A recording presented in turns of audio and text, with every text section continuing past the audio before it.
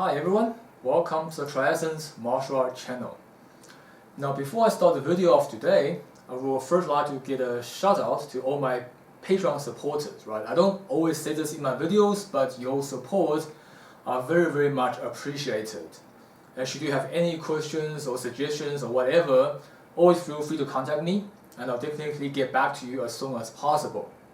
Right, so my Patreon supporters I'd like to thank include Aaron. I hope I'm not pushing any of the pronunciations. Right, I mean English isn't exactly my first language. Anyway, so I'll have a special thanks for Aaron, Griffin White, Kyle Thompson, Kelly Wong, Kevin, Samuel Han, Scott, SRS, and then a very special thanks to Zachary Buckley, right, who is my first $25 Patreon supporter. So great thanks to all of you. You're the reason why this channel can keep on producing new content. And yeah, should you have any suggestions or questions, always feel free to contact me. Alright, and today's video is going to be the first that isn't exactly discussing a specific topic of internal martial art or Chinese martial art in general. Okay, so this video I'm going to like to address some of the questions that I've accumulated in the past and also discuss the future of this channel. So now, of course, whenever someone posts a valid question, right, meaning a question that isn't trolling or pointless, something that actually is worth discussing, I've always responded to them. But then I realized, some of the viewers who doesn't actually leave comment might have thinking about the same thing in their head, they're just not saying it out loud. So therefore, I took some of these questions that I think is worth me addressing. I'm gonna, briefly go through them. Right. So, so first of all, I have been told that there are some people who doubt the authenticity of my ability, or whether I can fight or not. And to this, I would like to say that thanks for everyone who support in my channel and who stand up for me and arguing with other people. But you need to realize that haters will always be hated, right? And there are people who refuse to see your reasoning, no matter how reasonable it is. And I'm not, 18 years old anymore, and I don't really have the urge or the need or the ego to prove myself to every random person on the internet who doubts my ability. Okay, if you actually have some understanding to martial art, to combat, etc., you will see sense in the video, in the content that I provide. Okay, so you don't need to doubt whether I can fight or not. And if you can't see sense in that, or a person who can't see sense in that, it will just mean that they don't even have the basic understanding to fighting. And I see no reason to waste time with them to convince them, that I can fight. So again, I really appreciate everyone who's stand up for me and argue in my stead. But I'll just say that I don't think that is really worth your time or mine to deal with trolls and keyboard warriors, right? My contents are there. People who can understand it will know the value of it, and I'm not trying to create a cult. Okay, I'm merely sharing information and knowledge that I think are rare and hard to find among Chinese martial art community. So I'm not gonna go on my ways to beg for people to appreciate my skill or knowledge that I'm sharing. Okay, as far as I'm concerned, now don't take this the wrong way. As far as I'm concerned, I'm doing a lot of people a favor in sharing this knowledge, because chances are you're never gonna find them in other channels or from majority of the martial art teachers, especially in the West. So I'm actually trying to do something good for the community. So I'm not going to chase after people and convince them that my videos are good. Okay, I know I don't have a lot of supporters, I don't have a lot of subscribers, and I'm not really that popular. But I mean, of course, I want to be more popular. I want to get more subscribers and all of that. But I'm not gonna chase people for it. I'm not gonna try hard to convince them. Hey, look, I can fight. I'm good. I'm this and that. I don't think that is worth it. Okay, and quite frankly, I think in doing that, it kind of devalues the knowledge I'm trying to share. So for those of you who are watching my channel and who enjoy the content, I do thank you for appreciating this information that I'm sharing. And for those of you who don't like what I'm saying and who hate what I do, well, too bad, I couldn't care less. Alright? With that said, I am going to release more stuff, more to the side of combat, but that is not to convince those haters. Okay, so when I do release a video in the near future that has to do with combat, I would actually urge you to not link it every time someone doubts my ability, because, like I said, haters will always be haters. Even if you show them proof in their face, they will still find excuses to discredit it or to ignore it. So it's just a waste of time. Okay, second question I'm going to address is I have people asking me whether I have videos of my students sparring, right? They like what I share, they like the concept and the thing I demonstrate, but they like to see it in action. Now, unfortunately, I don't have any videos of my student doing combat or doing sparring, okay, because I actually haven't had a group class for quite a long time. Now, many years ago, I used to have a group class, and we have a couple of people, and then they used to do sparring in class.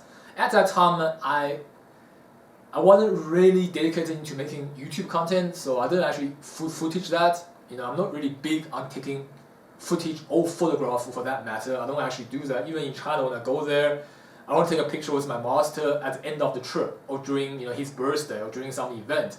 I don't go around taking selfies with my masters every day. For the same reason, I don't actually go around footaging my students or my my Taiji brothers, my Tongmei brothers, my masters. I don't actually have a habit of doing that, so I don't have any videos. And since about 2 years ago, 3 or 2, I pretty much stopped doing group classes. Okay, the reason for that is because I just can't keep a group class running. As some of you might already know, I spent 3 months traveling to China, usually between September and November, to train under my own Taiji master and Tongbei master. Right? I take my own training very, very seriously. Teaching is more like a science thing. My main goal is to train myself to reach a higher level. Okay, sharing the knowledge is secondary, right? First and foremost, I need to reach a better level so that I can preserve the knowledge that is actually currently dying. So with that said, it's already kind of hard to keep a group class, because I have students who joins me, let's say in August, or in June or in May, and then 2-3 months later, I'm gone for 3 months, and most of the time those people never comes back, right? Especially when they haven't really formed the habit of coming here for years, they tend to go away when the club is closed. And I don't have someone to run the classes when I'm not here, because of my older students, they all have day jobs and other commitments. They don't have time to run the class. And so the people who have been with me throughout the years, they stay with me because one of my older students have been with me for over 10 years, right? They actually passed down, sent from my father's days when my father was teaching, and after my father left, they trained under me. So I have people who've been with me for over 10 years, and they obviously tend to stay. When you've been doing something for that long, 3 months isn't an issue. But for any new people, a lot of time, 3 months is kind of enough period for them to stop doing this and move on to something else. And this has actually gotten worse since about 2 years ago, when I started working on a TV series called The Warriors, right? I believe it is a Cinemax production. Now, I have a very minor thing in it. I'm an action extra, basically.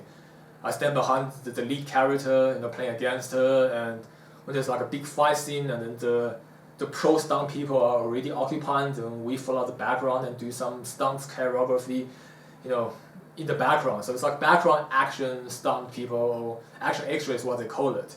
Now, I do that because, I frankly need more money, and because classes is not always, I don't have a lot of students, and graphic design, I don't constantly get jobs. So I did that, and that thing is like, it goes from January all the way to the end of May, because it's almost like half a year.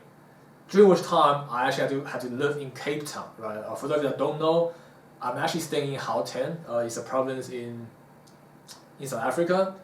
And to do that job, I had to fly all the way to Cape Town and stay there. So for half the year, I'm not here. And then another 3 months, I'm in China. So all in all, I only have 3 months of dedicated time that I'm actually in the location where I provide group classes. So you can see that maintaining a group class is pretty much impossible, which is why I kind of stopped doing that. And so far, I only teach students on a private capacity, right? Meaning either they come to my place or I go to their place. It's a one-on-one session. And basically, what this means is that, first of all, I charge a lot more than group class, because that's just the way how private classes work. Secondly, therefore, all my students who can afford this are generally more well-off people, right? Either eye surgeons or manager from big companies.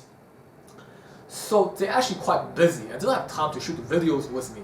Which is why, if you look really old, like 3-4 years ago, in my videos there are a lot of different students. But recently it's just been one student / friend, Eric. Okay, he's been with me since 2004, so it's been more than 10 years. How much is that? 15, 16 years? And we're friends, besides outside of class. So he's the only one who actually, I can say, hey, come and do a video with me. Because all the other guys, they're paying me a lot of money to teach them whatever they want to learn. And they're not going to waste more time to help me shoot the video, right? You have to understand that when you have a big class, you're teaching students, right, or younger people, it has what I call a dojo mentality, meaning the master, the sensei is superior. The students have to do whatever the sensei say. You have to contribute towards the overall the greater good of the club, all of that. But when teaching private lesson, you're charging a lot more, and these people are more successful in life. It's more becoming a service provider relationship. Right? I provide a service, and then they're paying for my service. So, I'm still the coach, trainer, or master, or whatever they want to call it, but the social dynamic are actually different. So I can't just say, hey, I need to shoot a video today, come and help me out. It doesn't work like that, right? I value their patronage just as much as they value my teaching. So it's slightly different, and that's why I can't just get them together. And also, even though some of them do want to do self-defense, they don't really want to do it in front of camera, right? I can't explain to you why, but a lot of these people are more private. They don't even want to train in open area, in parks. They want people to see. I guess more successful people are more sensitive to what they're doing. They don't want people to laugh at them. I don't know how it works, but they don't actually want to be in front of camera. So therefore, I can't actually get them to do spar and film it. What I can do is beat up my student friend Eric, but I usually don't like doing that because it doesn't actually show anything. Okay, I'm always going to be better than him, and he's always going to hold back. Now, I'm against student holding back. Right? I know there are some school out there that the teacher is sacred. The teacher can't get hit. You can't hit the teacher, and if a student by mistake hits a teacher, they get punished for it. I disagree with that. Okay, first of all, a teacher is just someone who has more knowledge than you, even a master. Every single human being is fallible. Okay, we all make mistakes. No one is perfect. So getting hit, even if in the face, is not a bad thing. In fact, in my classes, I encourage my students to hit me. When they hit me, I say, well, it's good. Because why? Because I want them to be better, right? If they can fight me on equal ground, when they go outside, they'll have a much easier time against other people that, untrained people who try to hurt them. I don't want my students to hold back on me. With that said, Eric is a very mild and nice kind of guy, so he still will hold back, despite what I say. Right? Even if I tell him to hit me really hard, he's not going to, just the way he is. Which is why, if I do a sparring video with him, it's not going to prove much, okay? And people are going to look at it and say, yeah, he's fighting a student, everyone can beat up the student, which is partially true. So I don't really want to do that to prove a point, okay? Soon I am going to upload a video of me participating in a real life deal against another Chinese martial artist. So, well, I'll talk more when I get to that. So this is the reason why I don't have sparring videos of my students. Now, nextly, next I heard some people say that who don't believe that I fight a lot because I have long hair. Really weird stuff. Okay. Anyway, so I used to fight a lot. I don't fight that much anymore. When I was younger, I always get into trouble because I have a bad temper and I have a very strict idea on morality that's not conventional, right? If I see someone doing something wrong, I'll go my way to stop them, and often it results in fight. So I used to fight a lot, right? Even since primary school in grade 1, I try to fight kids that are in grade 3 and grade 6. I got my ass kicked. I eventually had to throw a table at them. And that's how I actually first wanted to do martial art, because I want to beat up bigger kids who are being unfair to me or my friends. And ever since then, I've always go out of my way to look for trouble, right? Or to tell people you shouldn't do that. For example, if somebody, drive a car and cuts my lane without indicating, I will overtake them, brake until they stop, and I'll knock on the window and say, is your brake light, is your indicator broken? Is your hand broken? Are you handicapped? Why don't you flick your freaking light? Okay, so I'll do that to people, and sometimes, not always, sometimes they get agitated and they want to hit me, then I kick their ass. Okay, so I used to do a lot of that. Less these days, I'm kind of getting a bit older, but I still do get into conflict. It's just that I think, I don't know, in recent years, people, they don't really want to get into conflict, I think. I don't know why. Just about a few weeks ago, I had an incident where I was, I parked at a robot, or what you guys call traffic lights, and there's a guy who, it's the people in South Africa that they want to watch your windscreen, and they ask for money. So I tell them to not watch my windscreen because I don't want them to watch my windscreen, but they forcefully watch my windscreen. And what they do is they spread the foam on your screen, so it's all all mud up, and then they ask you for tip. If you don't give it to them, they don't clean it. And for me, that's kind of a distortion, right? Even if it's just tips, for me, it's not about how much money they're trying to force out of me. It's the nature of the action. So I get really upset, and I came down, I got out of my car, and I chased the guy. And I chased him quite far away before I couldn't catch to him, and I came back, got my car and drove off. So yes, I do a lot of this kind of stuff. And besides that, I do travel to China where I do duels and friendly exchange and sparrings with all kind of people. I don't do that as much here, is because when you do that, you tend to piss off people, right? So one of the martial art etiquettes or rules is in Chinese martial arts community is that you don't challenge people in your native town. Okay, so you want to make friends in where you live so that you can kind of have a healthier community. If you want to fight people, you fight them somewhere else, and you don't have to go. So when I fight people in China, a lot of them they get upset with me, and some of them even hold grudges. But the thing is, I'm only there for 3 months, I'm gone. And if they want to revenge on me, they can't find me. So that's why, as far as martial arts is concerned, I do most of the exchange in China. Even friendly exchange sometimes turns nasty.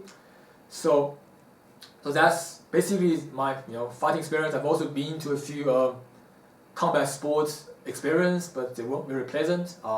Anyway, maybe I'll talk to them on another day. So the point is, I do fight probably more than most of the other Chinese martial art practitioners out there. Okay, and I don't have to prove that to anyone, right? Frankly, I don't really care if you don't believe me. I'm sharing stuff that if you can appreciate what I'm sharing, then we can be friends and we can talk about it. If you don't, I really don't care. Now, regarding the hair, I think that's a very stupid thing. I think the guy was saying that if you fight a lot, you have long hair, it's not getting in your way. Okay, first of all, I don't always have long hair. If you check my older videos, maybe just a year ago, I don't have long hair. I only started to have hair this year, and I actually don't like it, right? It's actually because for the show, right, Warriors, basically, the role that I play, we have to have our hair gelled heavily and combed back like this, like against it, right? If you've seen Kung Fu Hustle, we all dress up like the axe game, so the hair it goes back like that. Now with my hair, which is I have very stiff hair. If they are short, right, not even this short, if they're like this, or even like this much, it stands up, and it's impossible to gel them down to go like this, over my head. They always stand up and go sideways. So last year when I was doing the show, they had to constantly spray stuff on my hair. At the end of the day, I probably sprayed over 10 times that my hair are literally hard. They can't even bend. And obviously that's not very healthy for your hair. So the advice I got is that I should not cut my hair, because last year before I went there, I went to a hairdresser. I told them don't cut it too much, but hairdressers sometimes cut more than you expect them to cut, and by the time you realize it's too late. and it takes forever for the hair to grow back to the correct length. So the advice I got is that I should just keep my hair long so that when I go to the show, they will cut it for me, right? It's far easier to cut hair than to grow hair. And the hairdressers on the show, they know exactly how long my hair should be. So which is why I haven't cut my hair since last year. And obviously, come this year in February, I was told that the show is potentially cancelled because Cinemax restructured and they are no longer funding any original series. So the show got decent critics review, and audience also likes it. So they're trying to fund another network to sponsor the show. I don't know how well that's going, but chances are it might be cancelled for good. In any case, I didn't cut my hair for this reason. And then later on now, I actually don't want to go to hairdresser anymore because Corona. Having people moving this close to your face is not really advisable. So I'm gonna be forced to stick with long hair for a time being. But do just know that it's not a style of my choice. I don't really like long hair. I'm not trying to look hipster. I know a lot of Western kung fu instructors like to keep long hair. They think it's cool and all that. I think even since like Duncan MacLeod days or something, people used to have like long hair and stuff. That's not my reason, right? I'm not growing a hair for that. It's purely for that reason. And now it's too late to cut it. Probably once the virus dies out, I'm gonna cut my hair. Anyway, and also I would just say that the length of hair has nothing to do with your ability to fight. Okay. It doesn't always get in your way, right? Even if like this, I can still fight because there are things that you hold here together, and also I don't actually struggle that much against an average person on the street, right? It's not a struggle of a fight. Usually the fight ends in a few seconds. Okay, it's very easy to break somebody's structure. When they break structure, you hit them hard in the head and they drop. So long hair doesn't always handle the way you fight. If it does, what do you think the Qing dynasty people do? I mean, in Qing dynasty, everyone's got a long ponytail, right? And some of the highest level Chinese martial art masters came from the Qing dynasty. So saying that long hair affects your fighting ability is partially true, but it's a stupid argument. Alright, so next we're going to briefly look at the future of this channel. So everything that I've been making now, up till now, I made them for a specific reason, right? It's almost like a statement. Whether it is the definition of internal external, whether it is the four foundational forces, what is Yi, what is Qi. These are things that I wish everyone would know so that they understand Chinese martial art better. But unfortunately, I think a lot of people don't enjoy it because they just think I stand there and I talk a lot. Okay, people who have some knowledge of martial art, who have some experience in Chinese martial art, would appreciate the knowledge I'm sharing because they also have the same question. They're also curious about the same thing. And most of the time, they can't find the right answer in other places. So I know there are people who appreciate my videos, and for that I really thank you. But at the same time, I also do know there are people who more than once complain to me that talk less, do more, punch, kick, don't just stand there and talk. Well, first I want to say that if you don't like the knowledge I'm sharing, I frankly don't care. So I'm not gonna do videos to please people. So that is my personal stance in this matter. And I do think that the stuff I made up to now are important to set straight the definitions and the understanding of what you're trying to do in Chinese martial art, especially internal martial art. With that said, there are only so many things I can talk about in this aspect, right? There are four foundational forces, there are Yi, there are Qi, there are Shen, and that's it. So these things they're intended to be something that you can watch more than once, right? Whenever you have a question or doubt regarding your own training, you can maybe watch it again. Most of the things that I can explain to you in person, I've included in those videos. The things that I can't tell you due to other reasons, I can't tell you anyway. So these videos are there to be designed to solve a lot of questions that people might have towards internal martial art. So they're meant to be lost for a long time. However, for the channel to thrive, I do need to make commercial content as well, right? This is almost like the classical debate between authenticity and commercial school, right? In martial art, it's the same thing.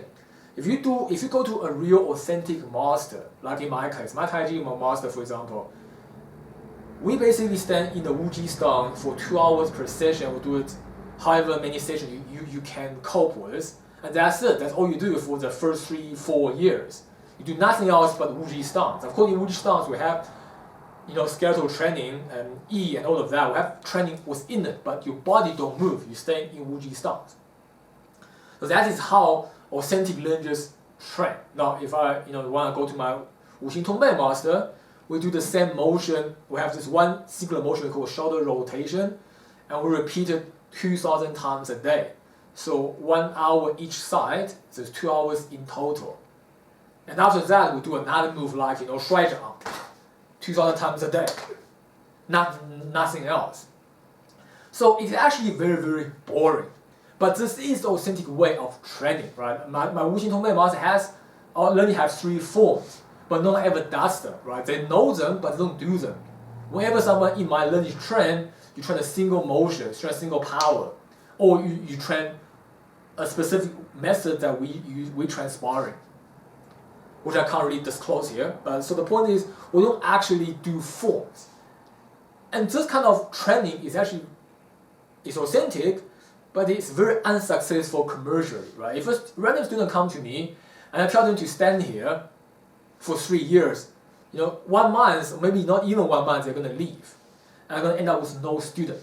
Okay, what in a commercially successful school, what you will find is they'll teach a lot of stuff. It's like going to the supermarket, going to the mall. Okay, first you learn the basic form, you learn the intermediate form, you learn the advanced form, you learn the special hand form, this finger form, this fist form, then you have 500 weapon forms, and there's so many things you learn, and you just keep learning. It's almost like consumerism. You keep buying stuff, right? Every month you're collecting something else, and you're willing to spend money because you always feel like you're gaining something. I've been through that myself. When I was doing palm flower mantis, I know over 15 forms at a time. But from my personal experience, up to a certain point when you look back, I realized I've gained nothing. Okay, in terms of actual ability, something that I can do that other people can't do. I don't have it. I know a lot of forms, but I can't do stuff that are special or unique to Chinese martial art. By that I mean like in Yiquan, right? They can hold a structure, they can send people flying, they can hit people really hard with no distance. Wuxing Tongbei, you can hit someone's arm and drop their head forward, numb the arm down to the neck. All of these things are the special abilities that you should gain from doing martial arts. And when I was collecting forms, I don't get any of them. I waste 10 years collecting all different kind of forms. And in the end, I'm still the same person. I might be a bit more fit, more agile, movable better, but that's it. It's hardly worthy of the years I spent in doing those things. But unfortunately, that is what a lot of people want. People who are not serious about Chinese martial art. Not serious about reaching a higher level. So even though when I really disagree with that, I do agree that to run a commercially successful school, you have to teach those things. Unfortunately, I hate it. I totally hate it. But if someone comes to me with money and say, I want to learn a form, I'll teach it because I need money. I'll tell them that that's not the way it goes. I would not advise it. But if they want that, I can't really say no. So, who's for me to say that that's wrong?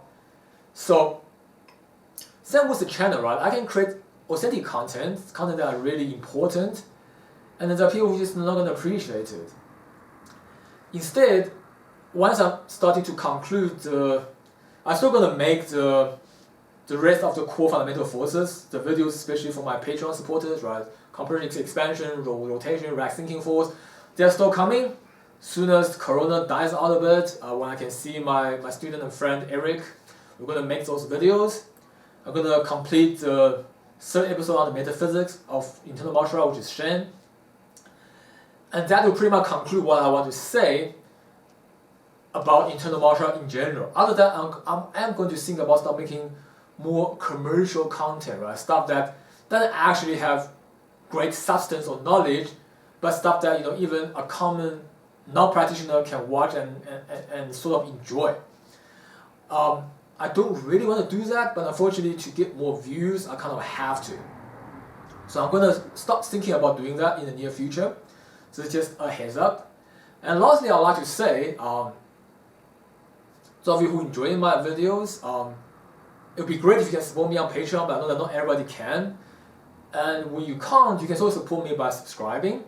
And also, try to tell other people about my videos. Because personally, I'm not very good at promoting myself because it's a Chinese culture thing, right? In a traditional Chinese culture, you don't promote yourself. You don't go around saying, yo, I'm really good, come and check me out. It's considered a bad thing, especially in the martial art world, right? You never go around telling people how good you are. So even though I did grow up in South Africa, which is the Western world, I still have a really strong feeling for this kind of traditional belief, which is why I don't go around all the forum posting my videos and telling people, come check me out, it's the best thing you can ever see. I don't want to do that, okay? I feel uncomfortable doing that. But I would appreciate it if those of you who do think that my videos are good, that you can tell your friends about it. And when you see people asking certain questions, maybe you can link them to the videos my videos that could answer the queries they have. So I really appreciate if you can help me to promote my channel. I know I had to do some promotion myself as well. Other than I don't like to boast. Also, I do spend 4 to 6 hours a day training and have other commitments. I don't always have the time to promote my own video. But of course, promoting my channel is obviously my responsibility. But I greatly appreciate it if any of you who find my videos helpful can also help me promote it a bit, within your reasonable capability. And it's much appreciated. Right, so that'll all be today. Hope you enjoyed it, and if you like this kind of discussion or question answering kind of thing, I'll try to do more in the near future. Thanks for watching TriEssence Martial Art channel, and I'll see you next time.